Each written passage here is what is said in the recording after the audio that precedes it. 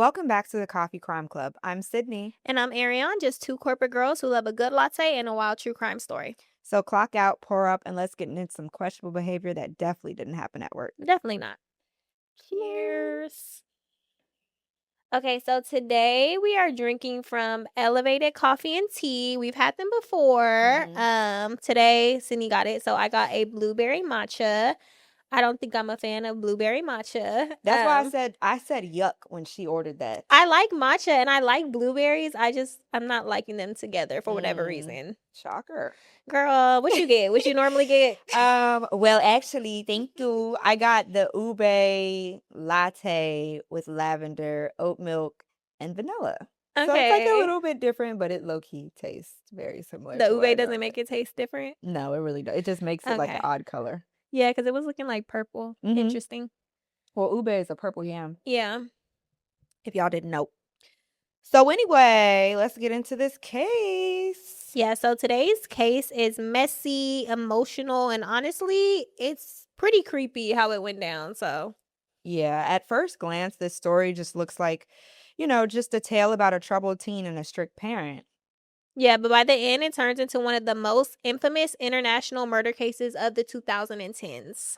This is the story of Heather Mack, her mother Sheila von Wiese-Mack, and the boyfriend who would change everything. So let's start with Heather. Heather Mack was just 19 years old in 2014. She was born in October of 1995. She was a Libra, like me. Growing up in the Chicago area in what looked like on the outside a life of privilege. She was the only child to famous jazz musician James L. Mack and his wife Sheila von Wiese. Private schools, international travel, the kind of upbringing people assume is like super stable. Yeah, like a typical spoiled brat. I think you Mhm. said something about like Gossip Girl Yeah, like ish. it definitely reminded me of Gossip Girls. Like Yeah, every summer she was taking an international yeah, trip. Like, just very spoiled. mhm. But behind that image, things were actually far from perfect. Heather's father unfortunately passed away in 2006 from a pulmonary embolism when she was just 10 years old on a family vacation in Greece. This left her mother Sheila to raise her alone. But when her father passed away on this trip, her mother just kind of dropped his body off at the morgue and kept going on with the rest of the trip. So this is when things started turning. This is where I feel like she started turning on her mother. Yeah. Also, just would like to add that a few days just before his death, he actually wrote Sheila, the mother, out of his will and made Heather the sole beneficiary, suggesting there might have been trouble in paradise between the two. Yeah, and by the time Heather was a teenager, things had really escalated. She started skipping school, hanging around a bad crowd. Losing a parent early probably caused her to suppress her grief, which made her act out in some way, I'm sure. Hmm. But she blamed her mother for her father's demise. Her and Sheila's relationship continued to turn sour as she grew older. And whenever they fought, Heather would use her mother's credit card to stay at nice hotels and basically just run up her bill. There were reports of police being called to their home, physical altercations, and a cycle of fighting that never really stopped. It was reported that they were called a total of 86 times, almost 100, between 2004 and 2013. 86 bombastic clock times Yeah. We got to back up to though, the house. because let's back up to when her father had passed away. They were on a vacation in Greece, as Sydney said, and they just left his body at the morgue and continued on to their vacation. It's not funny, but I'm just like, either the mother was tired of him, they were heading towards divorce. He wrote her out of the will a few days before, like Yeah, 5 days that before. is So there's kind of interesting. just, and mind you, he was a millionaire. Yeah. So I'm kind of like, we didn't get much detail on what was going on Yeah. with that relationship, But we but do know that's that Heather definitely, definitely felt a way about it, and she didn't feel yeah, like she was able to grieve properly. Like, yeah. her mother's forcing her on a vacation when her father is in a morgue. Yeah, I was about to say that. Just like I can't imagine being on a vacation. My father passes away. I'm 10 years old. And then my mom's like, well, anyway, let's go to Athens. Right. I'd be like, what? Yeah. So Sheila actually confided in close friends, saying that her daughter Heather was physically abusive towards her, biting her, hitting her, and punching her.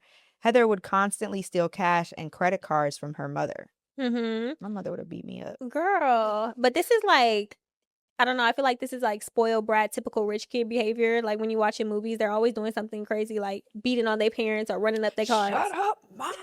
"I Like, hate you." literally. Okay, now let's talk about Sheila, the mother. She was 62 years old, and as we know now, she was a widowed socialite with deep ties to Chicago high society. She was known as polished, successful, and loving towards her daughter. No matter how strained or how many fights they had, she would not allow her daughter to be arrested or to have any type of criminal record. That's crazy because I'm Yeah. pretty sure my mom would have just thrown me in jail if I kept trying to whoop on Yeah, her. I'm not gonna lie, like, it gets to a point, my mom's definitely gonna teach me a lesson. Like, Yeah. girl, take her, I take would have her. been in the penitentiary. Yeah. So she really just thought she could love her daughter through the turmoil. And against the advice of friends and family, she continued to support her daughter any way she could.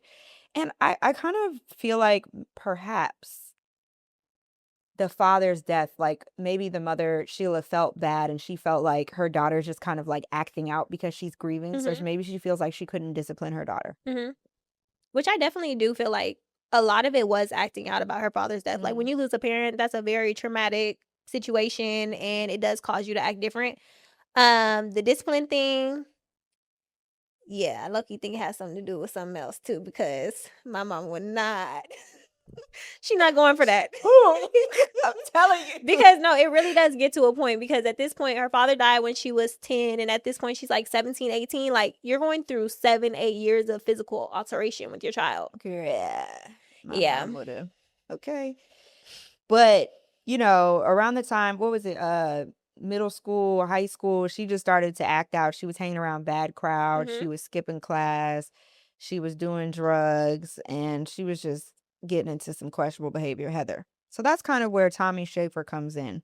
Tommy was 21 years old and also from the Chicago area and quickly became a major source of conflict between Heather and her mom.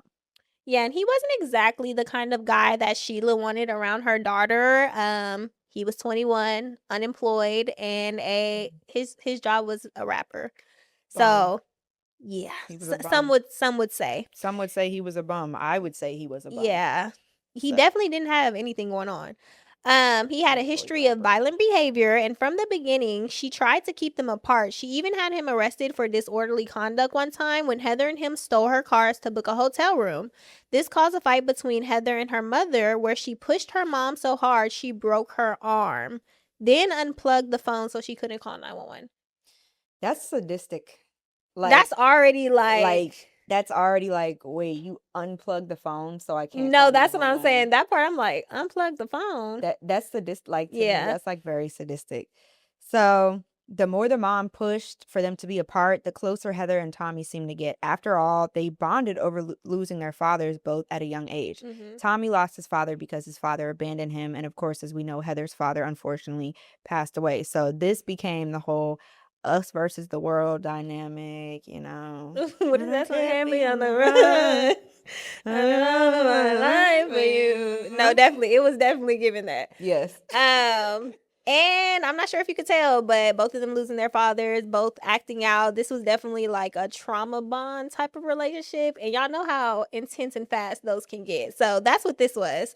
Especially when you're young, emotional, and already dealing with a volatile home life. At one point, things got so bad that Sheila actually confiscated Heather's passport, trying to control where she could go and who she could see. Now, I know that this probably gives off controlling mother vibes, but you have to get into the mind of a mother who has a child who's just absolutely out of control. Your daughter is dating a bum, a bum who's like much Who, older, yeah, I was going to say older than years older her. than her.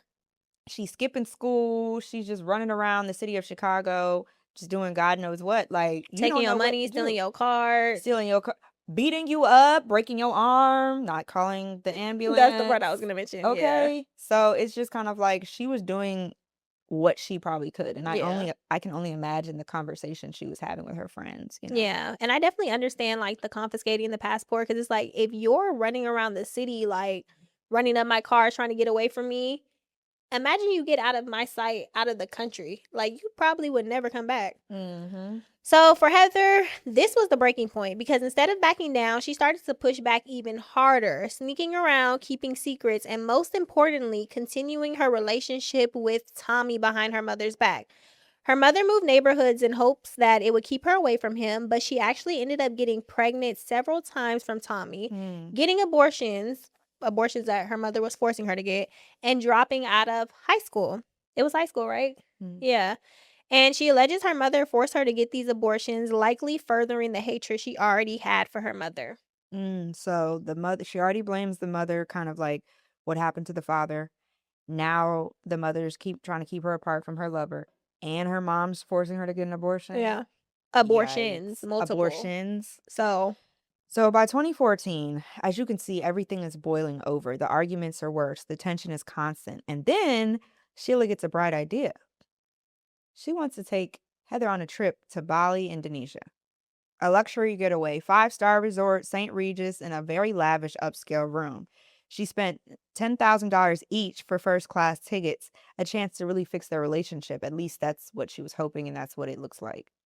yeah, which was a nice gesture. Like, okay, like I'm trying to bond with my daughter. Let's take a mother daughter trip to a beautiful country. Hmm. But for Heather, that wasn't just a vacation because while she's traveling with her mother, she's secretly communicating with Tommy the entire time. And she's also secretly pregnant with Tommy's baby and does not want to get another abortion on her mom's orders. And I think that part is really important because Heather arranges for Tommy to fly out to Bali too without her mother knowing. So now you have this situation where the mom thinks it's just her and her daughter on this bonding trip, which, okay, in my mind, okay, not in my mind, but like, dang, to be that mom and like your daughter definitely hates you, like your daughter hates you, and then you're just kind of like forcing her, not forcing her, but like, hey, let's go on a trip together. Hmm. It's like she's really trying. She is trying, and like she really did love her daughter. Yeah. But the boyfriend that she absolutely wants her daughter to stay away from is about to show up in a foreign country, thousands of miles away from everyone they know. And, he's kind of like sneaking behind. So by the time they arrive at the resort in Bali, everything is already in motion: the tension, the secrets, the resentment. Yeah, so before Bali, this situation between Heather and her mom was already really, really strained. And what stands out from the federal case is that it didn't just stay in the space of, we don't get along. Heather had already crossed into talking about wanting her mom dead to several people, actually. Mm. That's the moment where she asks somebody if they know a hitman and says that she would pay them 50K to take her mother out. Yeah, which shows like intent before anything physical even happened. So by the time they're in Bali, this isn't really a new thought. This is something that's already been said out loud, already been low key planned.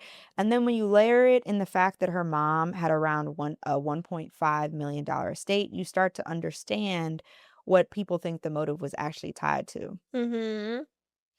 So, kind of piggybacking off of the fact that the mother had $1 million estate, $1.5 million estate, her and Tommy, essentially, their plan was they give her to the mom and they run off and have the baby and Yeah. lose the money. And they had like this whole Bonnie and Clyde type of. Yeah, like they really wanted to be their own little family They and did. they needed the mother to do that because Tommy didn't have anything going on. Heather only had things attached to her mother, so their motive definitely was like, let's take her out and live happily ever after. Aye, aye, aye.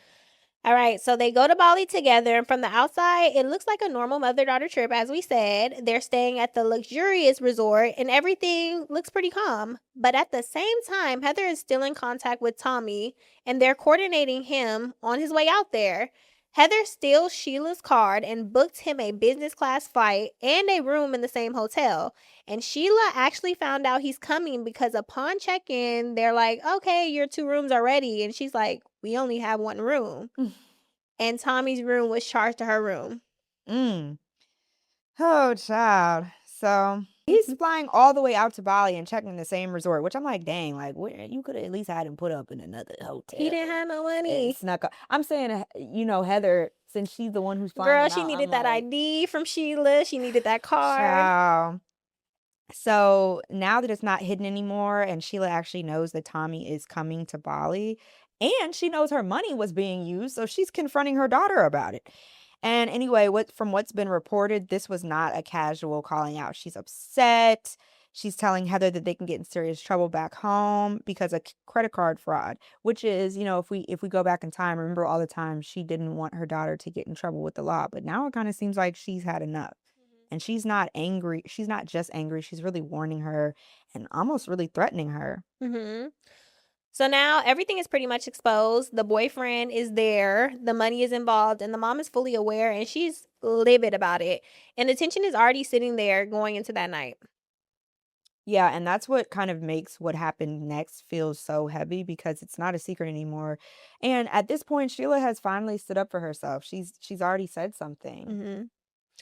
And then you get into, like, the overnight timeline, and that's where things really start to build because at 3:27 AM, mind you, this is the first day they checked into the hotel, 3:27 AM, Sheila goes down into the lobby and is talking to the staff about what? We don't really have, confirmation on what they were talking about, but it was caught on footage, and then Heather comes down too, and there's some kind of interaction between them and the staff, and then Heather brings her back upstairs, and the whole sequence is caught on surveillance. Yeah. So at the same time that all this is going on, Heather is like texting Tommy low key, and they were talking about the weapon that they plan on using, which was a fruit bowl. So they text back and forth to determine would it be strong enough to do real damage. And one of the messages she sends is telling him to be relentless no matter what. So then they actually drugged her with some sleeping medication as well to get her defenses down. Yeah, so it's like this is clearly premeditated, and those earlier conversations about paying $50,000, bringing Tommy out there, the credit card situation, the confrontation, and now this overnight buildup, everything is kind of getting in place right now. And from there, it turns violent. Tommy enters the room and then attacks Sheila and beats her to death with the heavy duty fruit bowl. It's not quick and it's not subtle. So Tommy initiated the attack, but sorry, I said he beat her to death, but he initiated the attack, but actually Heather would finished it off. Mhm. So after the attack, instead of panicking, they actually start brainstorming how to get rid of her body. What they do next is shocking and very sad. They actually decide to dismember her mother's body and put it and stuff it into a suitcase. And that's hard to process because that really takes time and dismembering is like, beyond words. And this isn't something that happens in a split second. Like I'm sure they were up all night trying to stuff this lady's body in a suitcase. To dismember it alone, like, I feel like that takes a lot of time to do. Like a bone saw. Like I Yeah. don't know what the yeah. So after they dismember her body, they actually force it into a suitcase and close it up. And now their focus is really on like how are we going to get this body out of the hotel without being caught on camera. And they actually managed to get it out. They bring the suitcase down, put it in a taxi. And however, they do start to panic when they're lifting it up and putting it in the taxi and they notice that blood is leaking from the suitcase. Then they tell the driver they're going somewhere else and that they'll come back for the luggage. But they don't come back. They leave the suitcase in the trunk of the taxi and just walk away, and that's where everything really falls apart. Their very stupid, dumb, idiotic plan because the driver starts getting suspicious. He's like, "Dang, they just walked away, like, they left the suitcase in here." So he gets out the car, he opens the suitcase, and that's when the horror of Sheila's body is discovered, and I'm just thinking she must really have hated her mother. Yeah. Not only did she kill her mother, but then the way she disposed of her body and just walked away, it's Yeah. just like, wow. Yeah, I could not imagine, and that's somebody like her mother, even if some of the things she did was unconventional or Heather didn't like, that's somebody who had unconditional love for That's your you, who mother at the end of birthed the you, day. like But I yeah, think we're saying that from 2 people who really love our mothers. yeah, So we're like, "I can't imagine," but there's people out here that hate their mothers. yeah, that's true, and So then honestly, like, she's clearly not right in the head, like because she was, like, apathetic, yeah, I was gonna say she comes off very, like, cold, unemotional, cold, like probably had, like, sociopathic tendencies yeah, perhaps. kinda disassociated. Mhm. Okay, so once this happens and once the suitcase is discovered, everything else moves pretty fast. The authorities get involved, and it doesn't take long to connect them to everything. So they're still in Bali. They haven't left yet. The evidence is right there. So both of them are arrested pretty quickly. Yeah. So Tommy actually admitted to killing Sheila, and Heather admitted to helping him stuff the body into the suitcase. They were both charged with premeditated murder on January 14th, 2015, for which the punishment could have been death by firing squad. However, Tommy just gets 18 years for the murder.